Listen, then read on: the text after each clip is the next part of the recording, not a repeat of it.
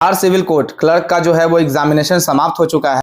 अभी मैं आपके सामने एक चीज डिस्कस कर रहा हूं जिसमें जो है वो आपको क्वेश्चन पेपर यानी कि पैटर्न क्या रहने वाला है एग्जामिनेशन का, आज उसके बारे में हम चर्चा करेंगे। तो जो कोर्ट रीडर का जो एग्जामिनेशन हुआ था मेंस का, उसी के आसपास जो है आपका सिलेबस रहने का जो है वो संभावना है, उसी के जैसा सिलेबस आपका रहेगा।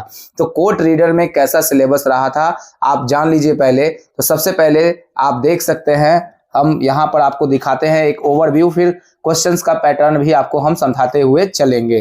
तो आप वीडियो को बिल्कुल अंत तक देखिएगा, स्किप बिल्कुल मत कीजिएगा, तब भी आपको पता चल पाएगा कि किस तरह से आपको करना है। फिर मैं एक एक क्वेश्चन को भी आपके सामने पढ़ूंगा।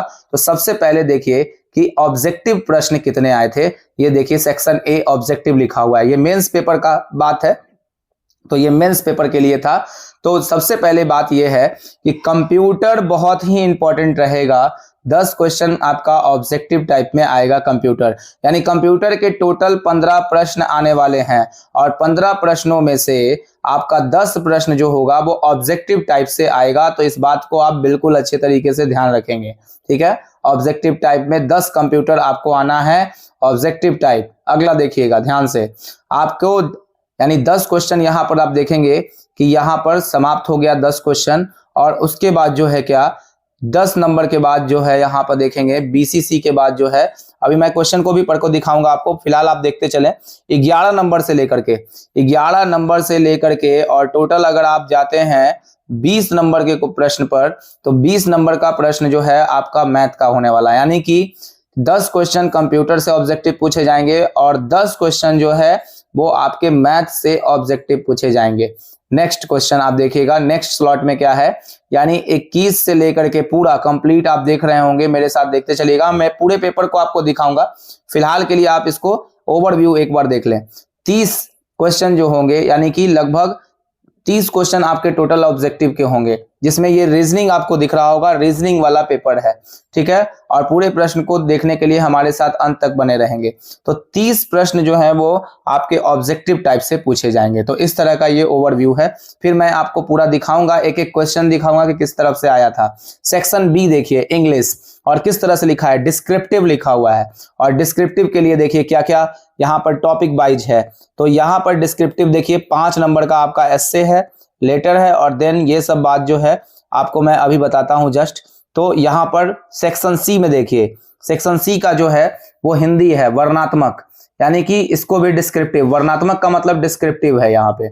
और ये सबसे इंपॉर्टेंट बात, कंप्यूटर 5-10 नंबर का तो ऑब्जेक्टिव दिखाया गया, लेकिन ये वाला पूछा था, आप देखिए सबका। कोबोल का क्या पूछा, यहाँ पे फुल फॉर्म पूछा गया था, CAD का पूछा गया था, UPS का पूछा गया था, HTML का पूछा गया, HTTP का। और सबसे इंपॉर्टेंट बात यहाँ पर देख लीजिए, आपको अब किस तरह से जीके पढ़ना होगा। तो सेक्शन ई में जो जीके है उसको आपको लिखना था, ठीक है। तो ये इस तरीके से ये प्रश्नों का जो है वो पूरा है। अब आइए हम डिटेल में चर्चा करते हैं। हमने प्रश्नों का आपको ओवरव्यू दिखा दिया है। तो 30 प्रश्न से जो आए थे क्वेश्चन ऑब्जेक्टिव के, वो 30 प्रश्न कैसे थे वो सबसे पहले हम लोग देखिए। तो सबसे पहले पॉइंट में यहाँ पे आते हैं, स्कैनर पूछा गया था, स्कैनर क्या है, ठीक है। एक कंप्यूटर का पहला क्वेश्चन था, इनपुट डिवाइस, ठीक है। नेक्स्ट यहाँ पर 1 मेगाबाइट में कितने बाइट्स होते हैं, तो यहाँ पर 1024 किलो होगा यहाँ पे, ठीक है। तीसरा नंबर, ऑपरेटिंग सिस्टम एक प्रकार है, तो ये है कैसा ऑपरेटिंग सिस्टम कैसा है, तो सिस्टम सॉफ्टवेयर है, ये ध्यान रखिएगा, सिस्टम सॉफ्टवेयर है। 4th नंबर क्वेश्चन पे आ जाइए। अब यहाँ पे निम्नलिखित में से सामान्यतः कौन सी फाइल के लिए संग्रह पूर्व निर्धारित फोल्डर है, तो माई डॉक्यूमेंट्स इसका आंसर था। बेसिक बिल्डिंग ब्लॉक, यहाँ पर देखिएगा, एक डिजिटल रास्टर चित्र का आधारपूर्ण निर्माण खंड है। तो डिजिटल यहाँ पर जो है, डिजिटल के लिए पिक्सल वर्ड का यूज करते हैं। इस तरह का क्वेश्चन आपको देखना है, किस तरह से पढ़ना है वो आप देखते चलिएगा। उसके बाद जो है 6ठा नंबर प्रश्न देखिएगा, निम्नलिखित में कौन सी मेमोरी वोलाटाइल यानी अस्थाई है, तो इसका आंसर बी होगा, यानी रैम होगा, ठीक है। आगे देखिएगा 7 नंबर में, निम्नलिखित में से कौन से विशेष रूप से अनुक्रमिक सेक्वेंशियल एक्सेस स्टोरेज डिवाइस है, तो मैग्नेटिक टेप जो होता है वो सेक्वेंशियल होता है, तो ये बात आपको समझ में आना चाहिए। नेक्स्ट है 8 नंबर में, 8 किलो बाइट्स कितने बाइट्स को दर्शाता है, तो 8 किलोबाइट जो होता है वो 8192 को दर्शाता है, इसको भी आपको ध्यान रखना है। नेक्स्ट क्वेश्चन देखिए, निम्नलिखित में से कौन सा एक सॉफ्टवेयर पैकेज है जो कि डाटाबेस में रिकॉर्ड को बनाने के लिए प्राप्त करने वाले रख रखाव करने के लिए प्रयुक्त होता है? तो डाटाबेस मैनेजमेंट सिस्टम, यानी 10 नंबर का आंसर होगा आपका सी। नेक्स्ट क्वेश्चन देखिएगा, ईमेल में बीसीसी का रूप क्या होता है? तो ब्लाइंड कार्बन कॉपी है, ये वाला क्वेश्चन पूछा गया था। तो आप पहले बात को तो समझ गए होंगे कि किस तरह से आपको कंप्यूटर की तैयारी करनी है, और कंप्यूटर में सबसे इंपॉर्टेंट बात 10 क्वेश्चन ऑब्जेक्टिव आएंगे, मैंने आपको वो दिखा दिया। अगर आपको वीडियो तेज लग रहा है, नहीं तो लंबा हो जाएगा, मैं थोड़ा जल्दी जल्दी में इस चीज को आपके सामने दिखाता हुआ चल रहा हूं। अब आगे बढ़ते हैं हम लोग, और 10 प्रश्न जो है वो मैथ्स के कैसे आए थे वो देख लीजिए आप। इसका आंसर भी, सिर्फ क्वेश्चन को मैं पढ़ता हूं, आंसर आप निकालेंगे। 13 से विभाजित होने वाली सबसे छोटी 3 अंकीय संख्या 16 से विभाजित किया गया, तो शेषफल ज्ञात करें। इसका आंसर 8 था। आगे देखिए यहाँ पे 12 नंबर, 6561 के वर्गमूल को उसी के वर्गमूल से विभाजित किया जाता है, तो परिणाम ज्ञात करें। एक तो ये क्वेश्चन था। अगला देखिएगा यहाँ, 40 के वर्ग को 40 के वर्ग के 40% चौथाई का भाग ज्ञात करें।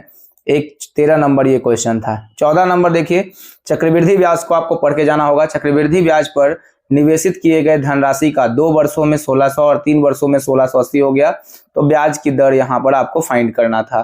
15 नंबर में, चक्रवृद्धि ब्याज पर निवेशित 25,000 रुपया की 1 वर्ष में अर्धवार्षिक 4% की दर से बढ़कर कितनी हो जाएगी? तो इस बात को भी आपको पूछा गया है। आगे देखेंगे 16 नंबर प्रश्न में, ए बी से दुगना कुशल है, बी सी से तिगुना कुशल है। यदि अकेले सी कोई काम 30 दिन में पूरा कर सकता है, तो वे एक साथ मिलकर उसी काम को कितने दिन में कर सकते हैं? ठीक है, इसका जो है आपका डिटेल सॉल्यूशन भी हमने उपलब्ध करवा दिया है। 3 क्रमागत विषम संख्याओं का औसत प्रथम संख्या के 1/3 से 12 अधिक है, तीनों संख्याओं में अंतिम संख्या क्या होगी? इस तरह का प्रश्न था। अब देखिएगा 18 नंबर, 100 मीटर लंबी रेलगाड़ी 30 किलोमीटर पर आवर की चाल से चल रही है। रेलवे प्लेटफॉर्म पर खड़े एक व्यक्ति को पार करने में जो समय लगेगा वो बताइए। तो ये आपका 18 नंबर प्रश्न था। 19 नंबर प्रश्न देखेंगे, 2 धनात्मक पूर्णांकों का गुणनफल 2048 है और उनमें से एक संख्या दूसरी संख्या से दोगुनी है, उनमें से छोटी संख्या ज्ञात करें। तो ये आएगा 32 इसका आंसर जो था, यानी कि सब आपको जो टिक लगा हुआ दिख रहा है वो सही है, आंसर मान सकते हैं आप। जब एक संख्या को 70% में 70 जोड़ा जाता है तो प्राप्त संख्याएं 175 के 70% के बराबर हो जाती है, तो संख्या ज्ञात करना है। देखिए आप लोग इसको, इतना देर मैं ले रहा हूं पढ़ने में, तो आप इसको देख सकते हैं और समझ सकते हैं। यहां से 20 प्रश्न ऑब्जेक्टिव के समाप्त होते हैं, और ये मेंस का पेपर का पैटर्न है। ये जो लेटेस्ट कोड रीडर का सेक्शन, मैंने एक ही वीडियो में आपको ये सब देने की कोशिश की है। यहाँ पर दिया गया कि यहाँ पर सब रीजनिंग स्टार्ट हो रहा है। दिए गए विकल्पों में से कौन सी श्रृंखला का तर्क निम्न श्रृंखला के तर्क के समान है? तो इसका जो आंसर है वो नीचे दिख रहा है, ए नंबर दिया है। इन विकल्पों को युग्म निम्नलिखित श्रृंखला को पूरा करेगा, जो जहां पर है वो आप बना सकते हैं, बहुत आसान क्वेश्चन है। 23 नंबर फ्लेमवाइंट में लिखा था कि which of the words can not formed by the letters of the word फ्लेमवाइंट, यानी कि शब्दों के अक्षरों द्वारा कौन से शब्द का गठन नहीं किया जा सकता है। तो ये बहुत ही इजी प्रश्न जो थे वो पूछे गए थे। यदि एक निश्चित कूट भाषा में दिल्ली का कूट को ऐसे लिखते हैं, तो साइट में RGDDO को कैसे लिखा जाएगा? तो इसका आंसर देख रहे हैं आप, डी है। आगे बढ़ सकते हैं आप 25 नंबर में देखिए, निम्नलिखित में से कौन से अक्षर अंग्रेजी वर्णमाला से बाएं छठे स्थान पे 14वां है? तो इसका आंसर टी दिखाया गया है। नेक्स्ट है यहाँ पे 26 नंबर, बी का भाई ए डी का पिता है, सी बी की माता है, ई डी इसे क्या रिश्ता है? तो ये 26 नंबर इसका आंसर जो होगा वो आपको दिखेगा, आप बनाएंगे इसको एक बार। 27 नंबर में, किसी सांकेतिक भाषा में यदि चेयर को इस तरह से लिखा है, ईयर को इस तरह, तो हियर को कैसे लिखा जाएगा? ये पूछा गया था। एक मैथमेटिकल टाइप का ये क्वेश्चन था, सिंप्लीफिकेशन के आधार का, इसको भी आप देख लेंगे। 28 नंबर। 29 नंबर देखिए, ये सीरीज पूछा गया था 144, 164 और फिर उसके बाद क्या आएगा? तो आपको दिख रहा होगा, बहुत ही आसान प्रश्न थे। 29 के बाद आप देखेंगे 30 नंबर में कि यदि राजदूत को कार को हवाई जहाज, इस तरह का क्वेश्चन था, तो वो रेलगाड़ी इसका आंसर बना था। चलिए वहां तक तो ऑब्जेक्टिव। तो आपने क्या समझा? ऑब्जेक्टिव की जो संख्या है वो ऑब्जेक्टिव की कितनी संख्याएं हैं, तो 30 ऑब्जेक्टिव आपसे प्रश्न पूछे जाएंगे। अब बात कर लेते हैं इंग्लिश के डिस्क्रिप्टिव पेपर की, और डिस्क्रिप्टिव पेपर में कैसे आया था वो देख लीजिए आप।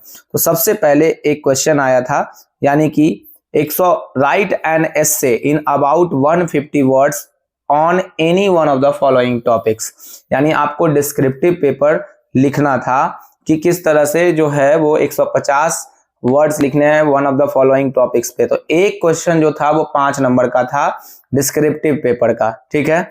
आप देखेंगे डिस्क्रिप्टिव पेपर का 5 नंबर का एक था, एक ग्लोबल वार्मिंग दिया गया था, should student get limited access to internet, ठीक है, इस पर ऐसे लिखना था। नहीं तो पॉल्यूशन ड्यू टू अर्बनाइजेशन के बारे में एक 5 नंबर का ये टॉपिक आपको इसी तरीके से पूछा जाएगा।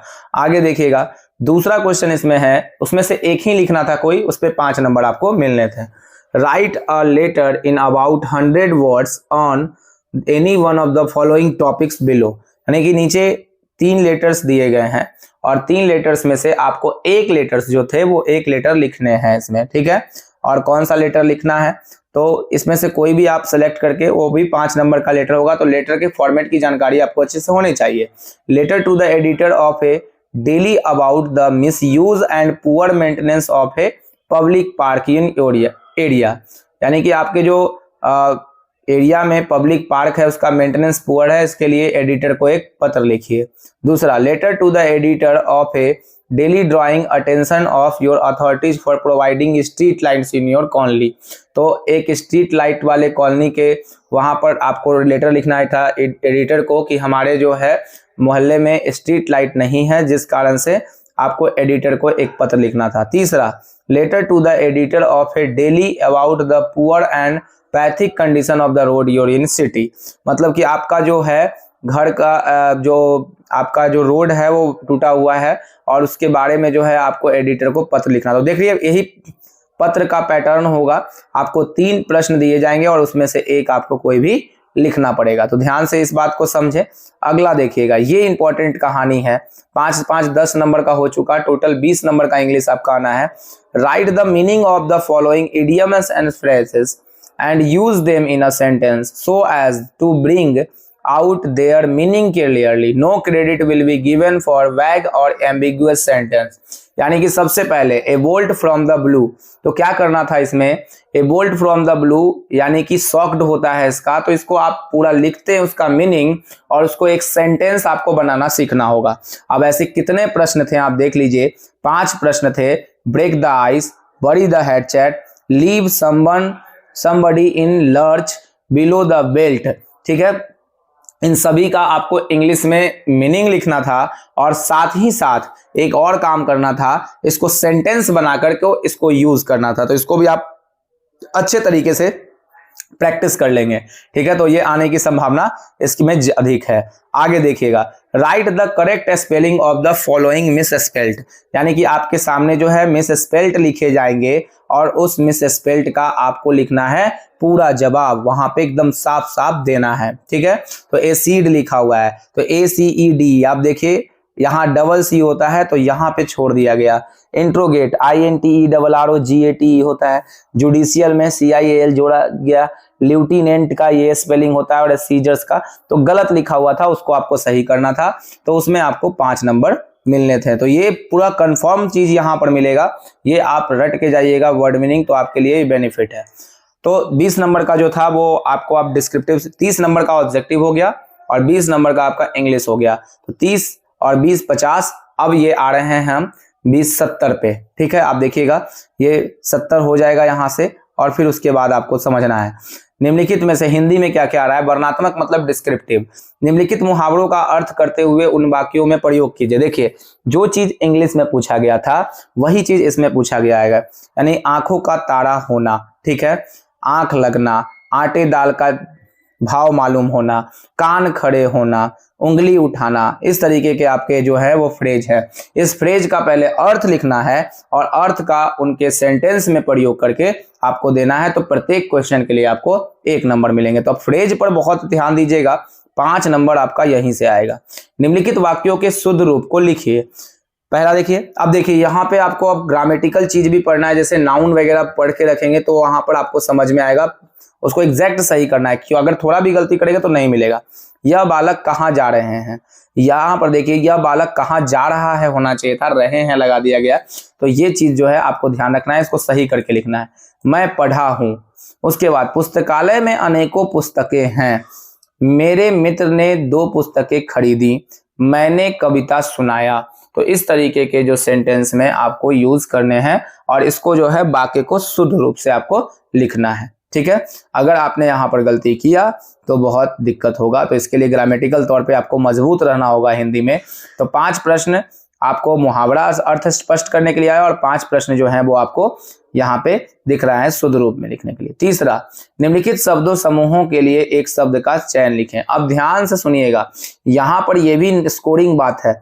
स्कोरिंग क्या है, ये जो क्षमा न किया जा सके, यानी एक शब्द के लिए अनेक शब्द के लिए एक शब्द आपको लिखना है। तो जो क्षमा न किए जाए तो अक्षम्य, तो आपको एक शब्द में देना है। जो लौकिक या सांसारिक प्रतीत हो, अलौकिक यहाँ पे लिखा गया है। जो पढ़ा लिखा ना हो तो अनपढ़ जैसे शब्दों का यूज कर सकते हैं। दूसरे की मन को जानने वाला अंतर्यामी हो सकता है। दोपहर के बाद का समय, अपराह्न, यानी कि इसी तरीके के वर्ड को आपको जो है वो रट के जाना है। तो आपको जो है अनेक शब्दों के एक शब्द भी आपको, यानी कि फ्रेज हो गया 5 नंबर का, आप देखेंगे पीछे से फ्रेज 5 नंबर का, उसको सेंटेंस में यूज करना है। वाक्य को शुद्ध करने के लिए आ रहा है और वहां पर शब्द समूहों को लिखने के लिए आ रहा है। तो यहाँ पर आप बहुत अच्छे से तैयारी करेंगे, रटना पड़ेगा आपको। निम्नलिखित शब्दों का विलोम शब्द लिखिए। अब विलोम शब्द 2-2 दिए गए, देखिए 2 नंबर और 3 नंबर, यानी 5 नंबर दोनों मिलाकर समानार्थी और विलोम दोनों दिया जाएगा। तो कृत्रिम का प्राकृतिक और इसी तरीके से क्षणिक का शाश्वत, इस तरह से आप लिख सकते हैं। अहंकार का घमंड, अतिथि का मेहमान और अश्व का घोड़ा। तो इस तरीके से ऊपर विलोम शब्द 2 पूछे गए और नीचे जो है वो समानार्थी शब्द पूछे गए। तो देख लीजिए पैटर्न किस तरह के का है आपको। अगर आपको ये जरूरत होगा तो इसको मैं टेलीग्राम चैनल पर भी आपके डाल दूंगा। अब आप देखिए यहां से 5 नंबर का क्वेश्चन अलग सा। कंप्यूटर का जो सेक्शन था उसमें 10 क्वेश्चन जो थे वो ऑब्जेक्टिव थे, लेकिन अब जो यहाँ पे 5 क्वेश्चन आपके आएंगे वो डिस्क्रिप्टिव टाइप से आएंगे और निम्नलिखित संबंधित संक्षिप्ताक्षरों को पूर्ण रूप में लिखिए, ठीक है। संक्षिप्ताक्षरों को पूर्ण रूप में लिखिए। अब इसको लिखना पड़ेगा आपको। CAD का फुल फॉर्म क्या होता है, कंप्यूटर एडेड डिजाइन। कोबोल का common business oriented language. UPS का uninterruptible power supply. HTML hyper text markup language. HTTP hyper text transfer protocol. तो इस तरीके से 5 नंबर आपको यहां से मिलना था। तो ये 5 नंबर का आपको ध्यान रखना है। आगे देखिएगा, ये बहुत इंपॉर्टेंट है कि सेक्शन ई में 15 क्वेश्चन आपके GS के हैं, GS को छोड़ना नहीं है, ठीक है। लेकिन वो GS में एक खास बात है कि आपको जो है वो उसका ऑब्जेक्टिव नहीं मिलेगा, आपको 15 क्वेश्चन जो हैं वो आप समझ सकते हैं कि आपको लिखना पड़ेगा। जैसे आप देखेंगे, नवनिर्वाचित लोकसभा की पहली अध्यक्षता कौन करता है, प्रोटेम स्पीकर हो गया। लोकसभा में सरकार के प्रति अविश्वास प्रस्ताव प्रस्तुत करने के लिए कितने सांसदों के समर्थन की आवश्यकता होती है ताकि अध्यक्ष द्वारा स्वीकार किया जा सके, सीधा आंसर देना था इसका। आगे, रंगास्वामी कब जो है वो किससे संबंधित है। वर्तमान बिहार के राज्यपाल के बारे में पूछा गया था, डायरेक्ट आंसर देना था। सरदार वल्लभ भाई पटेल राष्ट्रीय अकादमी कहाँ है, ये पूछा गया था। अगला देखिएगा, गैल्वेनीकरण के किस धातु का आवरण चढ़ाया जाता है, ये हो गया। MC मैरी कॉम जो है वो किस खेल से जुड़ी हुई हैं, तो मुक्केबाजी से, एकदम क्लियर है। भारत के किस राज्य की तटरेखा सबसे लंबी है, एकदम आसान क्वेश्चन है। भारत का सबसे बड़ा वाणिज्यिक बैंक कौन है, भारतीय स्टेट बैंक। लेकिन आपको लिखना है, ध्यान रखना है, थोड़ा सा भी आपको ऑप्शन नहीं मिलेगा यहाँ। शेरशाह सूरी का मकबरा कहाँ है, तो ये जो है बिहार के सासाराम में ही है। आगे देखते हैं, हम लोग प्रस्तावना से लिया गया, ये सब वाला भाषा है। यहाँ पे हम लोग, भारत के लोग शब्दों को यहाँ पर प्रयोग संविधान के कहाँ किया जाता है, तो प्रस्तावना में। किस एथलीट को पायोली एक्सप्रेस के नाम जाना जाता है, तो ये PT उषा को बोलते हैं, पायोली एक्सप्रेस, ठीक है। यहाँ पर स्वतंत्र भारत के पहले भारतीय गवर्नर जनरल कौन थे, तो इसको लिखना था आपको। भारत में राज्यों का संवैधानिक प्रमुख कौन होता है और भारतीय पुनर्जागरण आंदोलन के पिता किसे बोलते हैं। तो यही सब प्रश्न जो है वो आपके एग्जामिनेशन में जो है वो आएंगे और आपको इन सब पर जो है वो चर्चा करना है और सही तरीके से इसको आपको पढ़ते हुए जाना है, ठीक है। मैं आशा करता हूं कि आपको ये सारे प्रश्न अच्छे तरीके से समझ में आए होंगे और आप देखेंगे और इसी अनुसार अपनी तैयारी को जो है वो आगे बढ़ाएंगे। लेकिन मेरे एक बात को और मानिएगा, क्योंकि सिविल कोड जो है वो चौंकाने वाली है, तो इसीलिए कुछ और अलग से भी अपना तैयारी जो है इस लेवल पर तो चलना ही है और इससे ऊपर अपना लेवल आप रखेंगे, जिससे एक बेहतरीन जो है वो आपका एग्जामिनेशन बनेगा। तो इसलिए घबराना नहीं है, आपको बहुत आराम से तैयारी कर लेना है। और इस पेपर को तो देखते हुए यहाँ तक, क्योंकि ये लेटेस्ट जो एग्जामिनेशन हुआ है वो मेंस का ये पेपर है, तो हो सकता है कि इसी आधार पर जो है वो आएगा। तो आपने पूरी बातों को अच्छे तरीके से समझ लिया होगा। यानी 30 क्वेश्चन ऑब्जेक्टिव के आएंगे, जिसमें 10 क्वेश्चन जो होंगे वो किसके होंगे, तो मैथ के होंगे, 10 क्वेश्चन कंप्यूटर के होंगे और 10 क्वेश्चन रीजनिंग के होंगे। इंग्लिश में फुल्ली डिस्क्रिप्टिव पूछा जाएगा, जिसमें 5 फ्रेज होंगे, 5 आपके वहां पे एस्से, 5 लेटर, 5 फ्रेज और उसके बाद जो है 5 मिसस्पेल्ड पूछे जाएंगे। उसके बाद जो है हिंदी में आपका जो हो गया फ्रेज हो गया, उसको सेंटेंस में यूज करना सीखना होगा, आपको पूरा ग्रामर ठीक से पढ़ना होगा। उसके बाद जो है अनेक शब्दों के एक शब्द आप पढ़ेंगे। उसके बाद विलोम शब्द को और समानार्थी शब्द को भी आपको पढ़ना होगा और कंप्यूटर के संक्षिप्ताक्षरों को आपको ठीक ढंग से देख लेना होगा, यानी कि उसका जो एब्रीविएशंस होता है उसके फुल फॉर्मेट को, आपको फुल फॉर्म को देख लेना होगा। और उसके साथ ही आपको अगर अच्छा करना है तो जीके का भी 15 प्रश्न आपको सही करना होगा।